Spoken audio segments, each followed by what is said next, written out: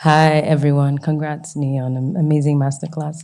My name is Falana. I am a singer, songwriter, musician, creative, I suppose. My name is Papa Omotayo. I'm an architect based in Lagos. Okay, nice, nice. Okay, all right. So I'll just start with the first question. We talked about Ponyo and how Ponyo used this magic that was within her to create her true authentic self, right? Even though there was a power of it like being very destructive. And I mentioned about like running like Ponyo. Like, how do you see like yourself in your creative process? Any instances of you being like Ponyo and running like Ponyo? I think for me, it's learning to trust my instincts, trust Okay. myself. I work in the music space, so um, music is about feeling, right? So essentially, we're trying to translate feelings. Sometimes it's not as cerebral. We can't think our way to feelings. Our feelings can often be irrational. So it's, for me, my process is trying to trust my taste, trust what comes out of me. When I'm making music, it doesn't look the same every single day.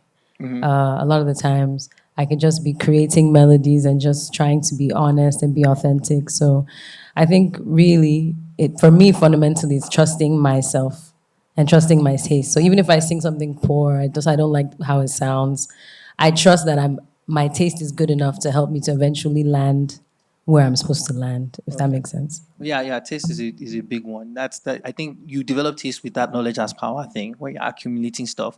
But it's interesting that you also mentioned like you there's this something in you that you used to create, and I don't know if you were here from the beginning of the keynote when I was talking about the different processes of creativity, and the ether was something that creativity that taps into the divine, right? And Quincy Jones had a quote that mentions that creating like music as like Feeling and different from spirit. God, right? And so it's interesting as a musician, you two are also saying that, and I'm just wondering, like, is that something that like most musicians use as like a form to create? Is it you don't necessarily use referencing, or is it something that You can, but for me, the highest form music, like when I feel like I'm in my flow, is when, like you call it like connected to the divine, spiritual, right? Because when you're singing on a stage, you want to connect to people's hearts and their spirits, whether that be vibing, feeling good, feeling sad, feeling love, and that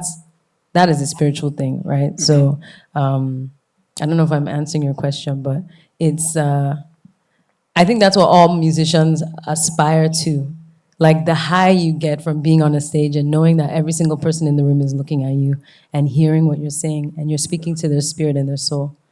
So, yeah, so the process is like you can look at references. Oh, I like how this sounds. I like how this snare sounds. You can nerd out, and I do in your mixes and things like that. But ultimately, the song itself, the melody, and even the presentation of a song when you're performing is not about the cerebral. It's about the spiritual and the feeling. So there's a lot of the emotional that you tap into in regards to creating, which is interesting for fashion designers. We don't usually do that. It's more of like having to reference something because ultimately we are creating physical products. Whereas with y'all, it's more of like tapping into like the people who are there to like from a spiritual level and emotional level, right? The way we tap from an emotional level is different because ultimately it's the product that they're going to be tapping into. So it's quite interesting to see. But I also think, like, for example, how fashion in a way can influence your emotion. Like, how do I feel? If I'm wearing something, I'm wearing Post Imperial right now. True. You know, I feel sexy, I feel fly, I'm giving them. And I feel good about myself. And that's Yes. also influencing how I carry myself, how I sit. Yes. If I'm standing on stage and I'm wearing a specific brand, that all translates. So it's just a different pathway, different process as you describe. But ultimately, as human beings, we're emotional creatures. So it's maybe the creation process is a little bit less, sentimental and Yeah. emotional, but the impact on humanity Yeah. is the same. Yeah, true. So is that same thing with making buildings? No, man, I'm like the total opposite. I I think I discovered my authentic self like when I was like 14. So I was like in a Roman Catholic school with priests, and yeah, man, every day I'll just be like, why, why, why, why, why, And yeah, it was like I just needed to understand something. And it's funny that you put 3 Feet High and Rising, because that was the first album I ever bought. Like, Interesting. that was the first thing I ever bought, like music that I had used with my own money. And the album disturbed me Why? because, like, it was everything. Like, it was going to so many different Yes, places. it does. And I think that's how I work. I kind of like I'm in my head a lot. Not from a nerdy point of view, but from a point of view like I want to know how this connects to that, connects to this, and connects to that, and that's how I create. Um, and and hip hop was a big part of like I guess my engagement with architecture. So like my thesis project, right? I went to my professor and I said, yeah, me and my roommate, we've made a hip hop track and we're going to design a building from this track. And there's a building like a pavilion by Le Corbusier and a Greek composer, and I just kept saying, yeah, but we can do the same with hip hop. We can create architecture from it. And we went to go and find Kara King. I don't know if you guys know Yeah. her. She was the founder of MOBO, which is the music of Black origin. And they were looking to do like their first thing.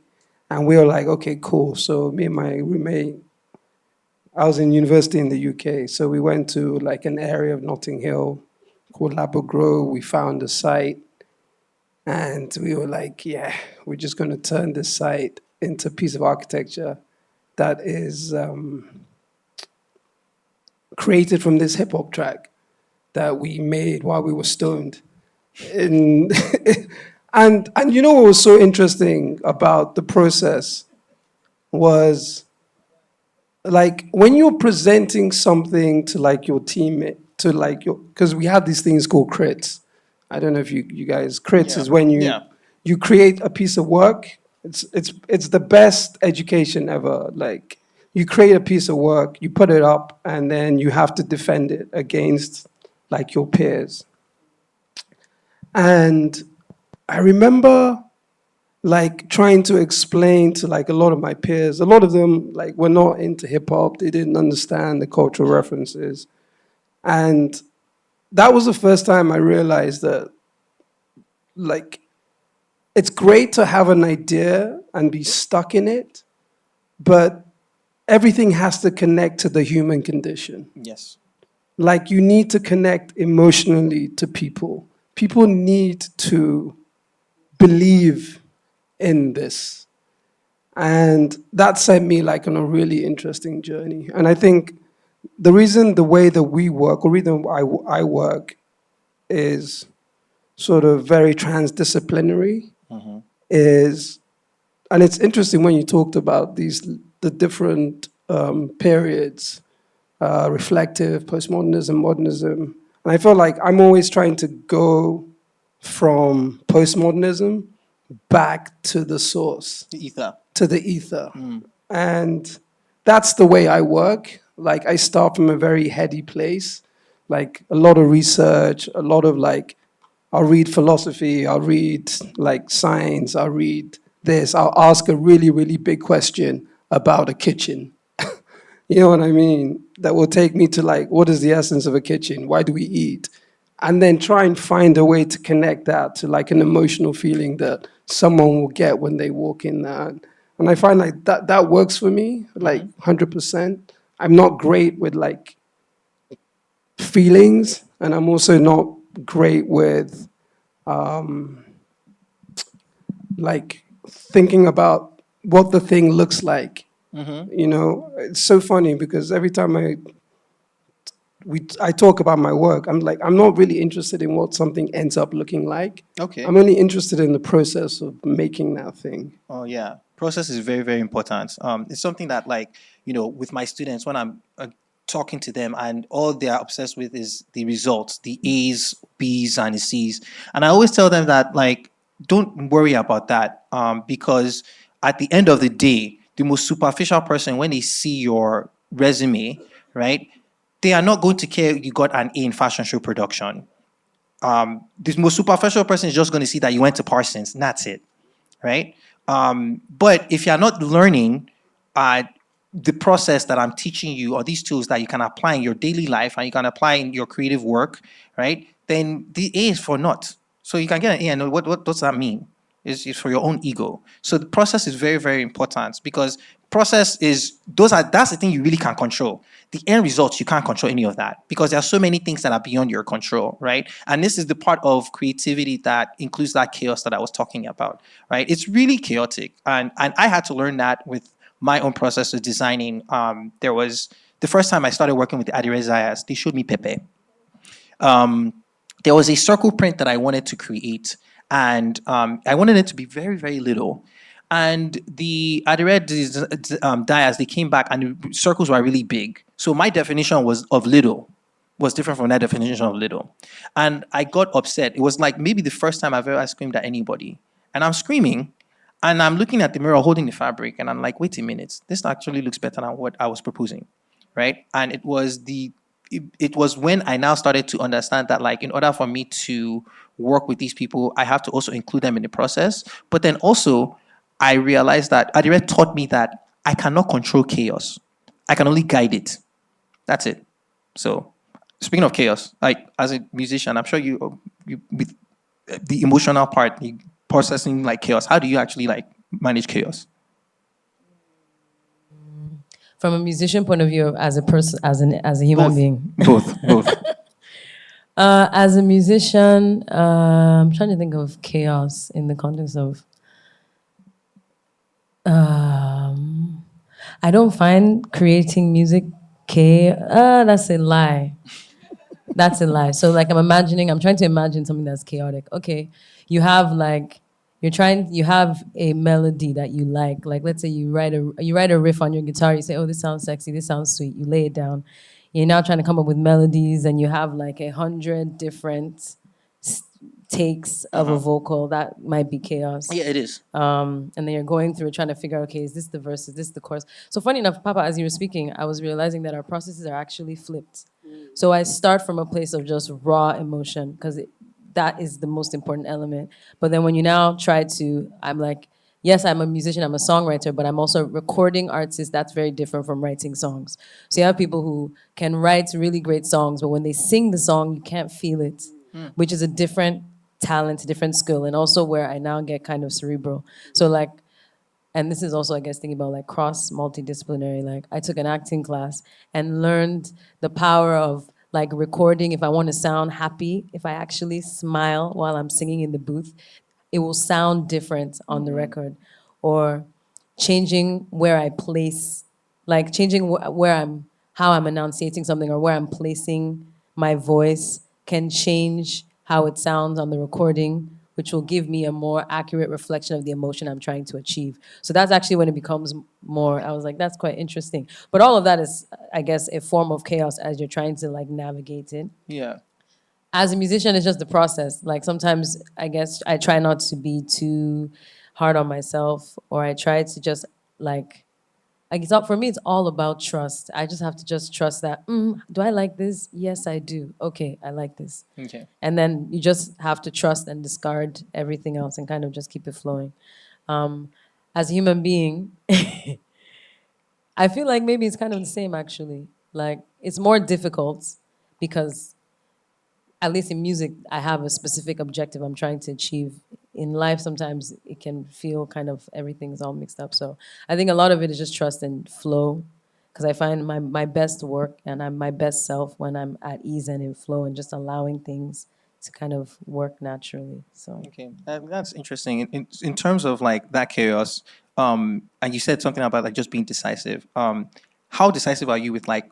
Do you just do one take, or like do you have issues with like editing? Because I have issues with editing.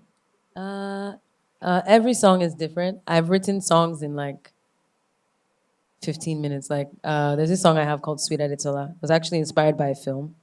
And literally the whole song I wrote it in like 15 minutes. But there's another song that will take I have songs that have taken like months to finish. So it just depends. How do you tell when the song is ready? It's a knowing. That's what I'm saying. I don't rely on my It's own the self. It's just ether. like yeah, it's the It's ether. the It's just a ether. spirit. Like I'm listening Okay. to the song, I'm like, ooh, I feel something, you know, or I'm like even in choosing lyrics. I'm sure you guys, if you watch videos of people in the studio, if they start from a production place, they just play the beats, and then I'll say ah na na na na na na na na na na na na na. Like, oh, I like that. Okay, I have to put lyrics here. You try and put lyrics, and the lyrics are not making sense. So you decide that I'm just gonna keep that lyric as na na na na na na na na na na, and then you get on stage and everybody's singing with you, na na na na na na na na na na, right? So it's like sometimes it's just knowing that this fits here, and again, I keep saying the word trust. For me, it's a big thing because you get to a point where you now doubt your taste or you doubt especially when you're living in an industry that has things that people decide work and things that don't work, and you're trying to be your authentic self, like Ponyo, just like running your true self. So I think it comes down to trust at the end of the day. I keep repeating it, but I guess it's something that's very important for me. Yeah. Do you have that challenge as well, like in terms of trusting your taste and your instinct? Look, I mean, when I talk, like for architecture, for instance, right? Like most of our projects, a minimum of like 2 years. I mean, on a project, I've been working on another project for 7 years. Wow. And like by the time the project finishes, maybe like 500 plus people have touched an idea that you had, and you've probably done, I think the last project we did like 800 drawings for it. And that's just us, the architects, not to mention the engineers, the structural, the environmentalists, so like you really need to be clear from the beginning. And also remember, it's very different from like fashion and music, because most of the time it's somebody else's money, all right? Like you've been hired and somebody's giving you like millions of dollars to kind of do a project for them. And they've had this vision, and you've drawn these amazing visions, and you've sold them this amazing idea. That's why I believe architecture is the best education. I always tell to everybody, I don't care what you want to do in life, whether you want to like just study architecture. It's the best. But the thing is, and this is the scary thing, is that if you imagine that process, right? You've come up with an idea, right? And you've drawn it, and you've researched it, and you've had 25 people interact with it. You've had millions of meetings, and then it goes to site, and then they dig the earth, they lay the foundations, they put the columns, they put the walls, blah, blah, blah. And 2 years later, they come to a corner, and you enter the room, and you're like, shit, this is terrible. Like, you can't undo that, because you have to go so far backwards. So I think part of it is, you have to be constantly engaged in the process. It's like hugely collaborative. And I think for me personally, if I think about the things that I'm passionate about, like film, architecture, like they're things that involve a huge amount of people and huge amount of expertise. Yes. And I think what I love about that is the ability to constantly learn something new outside of your chosen field. And it's really chaotic all the time, because you're always in a space where you have to like reassert an idea, but not from a place of arrogance, but from a place of like, you've either done the work or you've allowed somebody who knows the work to have input in the work. So that's sort of the space. Yeah. In regards to that. You mentioned your craft having so many hands in dealing with like projects, and all of us are in fields where we highlight the one person that takes all the credit, right? And there's an ego involved in it, from the architects to, of course, like musicians, and then also like fashion designers as well. How do you handle that creativity in the sense of who takes credit, or how do you like make sure that the people that are involved have some sort of value that they is recognized in the work that they've done, right, in the process. You know, it's weird, right? I'm a big fan of a French philosopher called Guy Debord, and he wrote this amazing book. You should all read. It's called The Society is a Spectacle, and it talks about this society where everything is sort of regressed into representation. And I think one of the things that I'm always scared about is the idea of the image. You know, for me, architecture is something to be experienced. You know, I think about, Oh, I see what you mean. you see what I mean? Yeah. I think about when you talk about like, you like this person, or you start to like, this person is the most important person in the band. Have you been to see the band? You know what I mean? Like, and have you heard the band? And have you imagined the singer without the band, right? And that's the way I always think about it, right? And I think sometimes when you look at an image of something that is very compelling, whether it's a piece of architecture or something, there's the ability to sort of detach yourself from the reality of what it takes to make something. Yes. And I think, like, you know, so like the way we work, like one of the things in our office we do, right, is every project, if we do a presentation and we talk about who worked on this project, we list everybody that has ever worked in the office. You see what I mean? Yeah. Because the idea is that like knowledge is a ladder. Yes. So if we've done something today, it's only because of everybody that participated in everything that happened before. So it's like a small gesture, but it's also just a way to sort of reassure ourselves of the importance of like understanding what it takes for something to become real. Yeah. But, you know, like, look, man, we live in a culture of Messianic, you know what I mean? Our religions, everything that we believe in is about the individual being transforming. And so you have to acknowledge that. And I don't think it's a bad thing.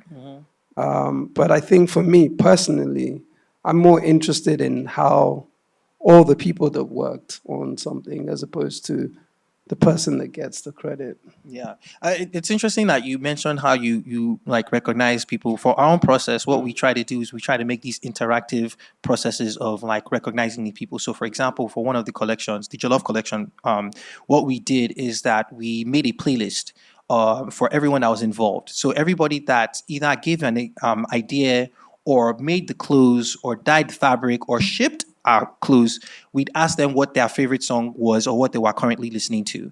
We took that up. So it was like it was a 6-month thing where we'll just ask them. I just ask them randomly. Say, by the way, what are you listening to right now? And they say, oh, listen to this.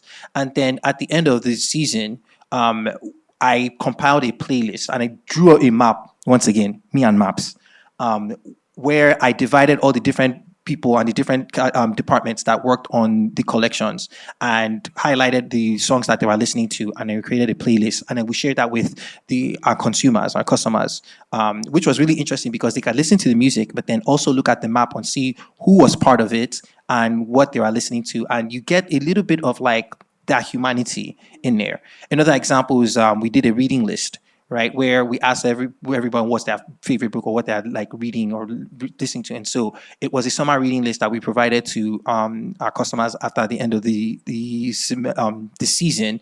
But it was also that like, oh, this person, put a name to the face of the person that works in there. And the reason why we did that is because we wanted to like flesh out the people that we work with, because a lot of times there's a sense of like voyeurism that happens in the West when it comes to working with people from the global South, right? You talk about you look at products that have like people who make your shirt. You say this person made your shirt, and it almost feels like like it's a savior complex that comes with it, right? Like if you buy this shirt, you're saving this person. Whereas I just look at it as if this person never touched my stuff, they'll live their life. Like they'll be fine, right? So then how can I just make you see then that this person is cool, this is type of stuff that they listen to, and they happen to make awesome clothes, right? And so doing it that way humanizes the people that we work with in a way that I don't think other people do. And even with all of that, people still see me as Mr. Post Imperial. People still see me and say they want to hear my voice. You know, as much as I want to hide behind that veil and want to create this like egoless brand, I know it's impossible because of that, you know, narrative of the self and deconstructing the self that has to be in there, right? So I understand I have the biggest voice in Post Imperial, but that is not going to stop me from including the people that work with us and giving them value in whatever they do. So, Falana, how would you? I feel like it's built into our musical system. So we have something called publishing. Okay. So if you write on the song, you get paid. Okay. Back when we were in the analog days, you would go to a record shop, you would buy the album, but then you would open up the liner notes and you could literally just read doing that. who played the guitar, Yeah. who played the bass, you know, and then you start finding, oh, this guy played bass on this and this and this and this, and you start to like, you know, build new relationships with different musicians in different ways. We're in a digital age now, so that looks like, I don't know if you're. I use Spotify. So on Spotify, you can actually go to song credits, click on song credits, and you can see everybody that wrote on the song. Sometimes, depending on how much of a catalog that person has, you can actually click, and they'll have a whole catalog of all the songs they've written. So you see one songwriter that's written for XYZ, XYZ, XYZ. I know, obviously, in Nigeria, there's been some, challenges with making sure that songwriters are paid equitably and all that kind of stuff. But that is fundamentally written into our process. Even when you have artists, like they'll share, other songwriters will post when they're like, if a Beyonce album comes out, everyone will post, oh, I got to write on this song, the credits. So for us, it's a little bit more, it's written into our system already, and it's naturally more collaborative. Obviously, you have issues when people try to take advantage of other people. Yeah. I don't do that. And I think it's also exciting because collaboration expands your sound as an artist. Whether you're collaborating with another artist as a feature, or you're writing with a guitarist, that brings a different perspective to a melody, to an idea.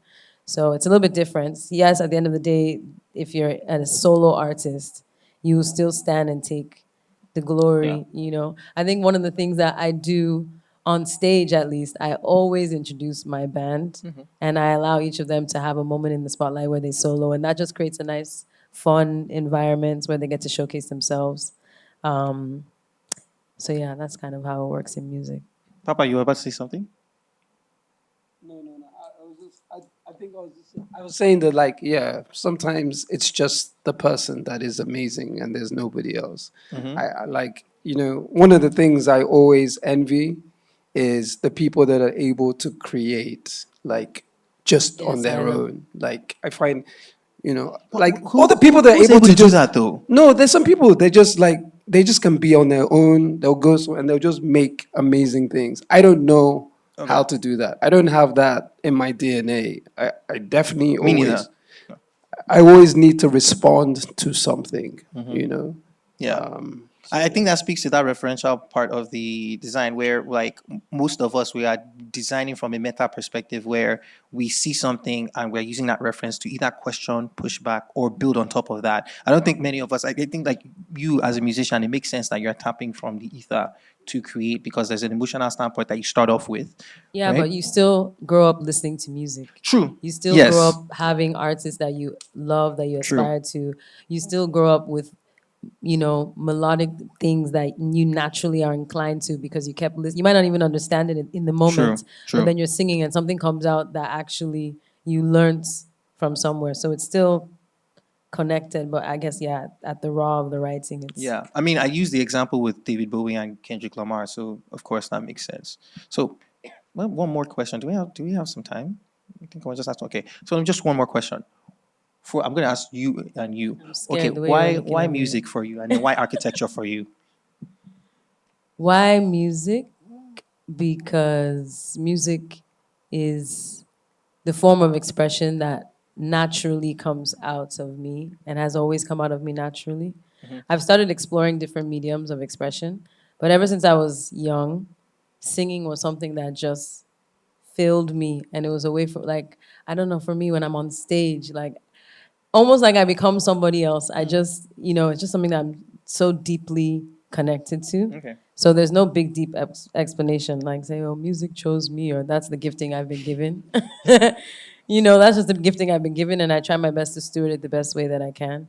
And I'm learning now different ways to apply it to other mediums, which comes with the process and learning skills and building up your knowledge. So writing for film, writing for other artists, just thinking about writing in different ways.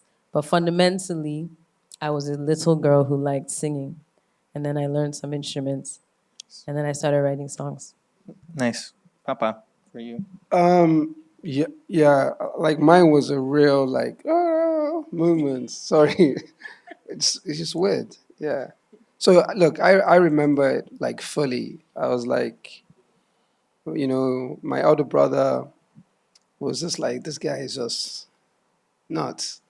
Like, what does he want to do? At that time, I was just like very creative, but also like extremely like serious. Like, Intense. telling my family, everybody come, I'm going to read a poem for you. Like, super intense guy. But, at the same time, like, when I was young, if you go to Tejo Show Market, there's stories of me, like, being chased by market women and very, very, like, extreme ends. And so he gave me, he didn't give me. So my older brother just said that one summer I should go and hang out with one of his friends who was like studying architecture. He's like one of my mentors, Olalekon Oshinibi. And yeah, so just hang out with this guy all summer. It's a long story, but it's a good punchline. And like the guy was so interesting. And it's funny what you said earlier because he was the first person that I'd met that had, I think I was like 14, 15. Mm-hmm. He had so many interests. You mentioned that earlier. Yeah. The guy had so many interests. His bedroom was insane. He had hundreds of CDs. He'll be like watching movies, reading books. He'll be like, oh, I'm going for a walk in the park. He'll be like, he was just like, his interests were wild. So like I got to hang out with him one summer and it was really transformative. And I always say like, some of the things you need to do is to find a really good mentor or find somebody that can really like show you the world in a different way. And he took me to an exhibition by a Japanese architect called Tadao Ando. Oh, I love Tadao Ando. And I didn't know what architecture was, if I'm honest. But I remember like walking up the steps of the museum and like walking into this space, and there was just this huge like photograph. And the photograph was like a black and white photograph. It's always black and white photographs. Yeah, guys. Yeah. Ando is always black and white. There's a really great article. This is a nice segue. It's a good photo. There's a really good New York Times article about one of Niyi's. He mentioned him like 20 times. Kanye West, and how he bought and destroyed Tadao Ando home. Yes. Good, find it. Yeah. Wait, quick. I am not a Kanye West fan. Let me just say that right now. No. Let's go. I just use him as a reference because he's. Yeah. I have to admit his greatness. But continue. Yeah. Anyway, so like there was this building, and it was a famous church, a Church of Light, that he had done, and it was just this huge like picture of a photograph of a church, and it was just a bare concrete wall, mm-hmm. and it was just like benches. So imagine like how you think of a church, and this guy designed literally like a concrete box with churches, with like pews, mm-hmm. There were just benches, and he had just created this slit in the concrete that formed the cross, and the way the light came through that in the photograph. And remember, I was at a Roman Catholic school. I had been going to chapel every day for like since I was 7 years old, and in a very old kind of church. And that experience like was so transformative because it made me realize that like architecture can change how you see the world. And yeah, that was it. Yeah. Thanks I for would say sharing that. So, I think we're done. We're open for Q&A now. But thank you, Falana. Thank you, Papa, for joining me here to Shalai. So.